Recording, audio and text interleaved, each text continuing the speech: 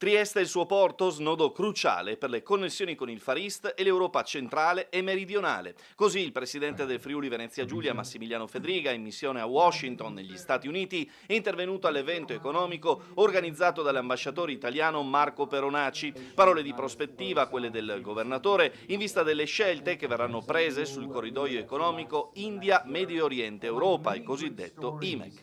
Diciamo che IMEC rappresenta un'opportunità non soltanto per Regione Friuli-Venezia Giulia, ma sta all'interno della strategia nazionale con un interesse globale. Quindi con il Friuli-Venezia Giulia, nodo di collegamento tra Far East e Centro e Sud Europa, ma soprattutto anche asset strategico logistico per garantire, visto anche la situazione complessa che sta avvenendo a livello internazionale, per il futuro alternative al commercio e alle economie del pianeta. Fedriga, come presidente delle regioni italiane, ha ribadito il prioritario impegno nel mantenere relazioni solide e durature con i partner delle democrazie occidentali, favorendo legami che, nascendo direttamente dalle imprese, dai cittadini e dai territori, risultino autenticamente solidi e permanenti nel tempo. Nel successivo impegno, il governatore ha incontrato il direttore italiano del Fondo Monetario Internazionale, Riccardo Ercoli, con il quale ha discusso il rafforzamento di un'azione di intervento volta a favorire lo sviluppo dell'area balcanica. Sicuramente è la grande opportunità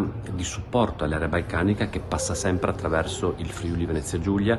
Anche il Fondo Monetario Internazionale ha sottolineato la strategicità di quell'area a cui noi vogliamo dare il nostro contributo per far crescere e per ovviamente tenerla sempre vicina all'Europa e alle democrazie occidentali.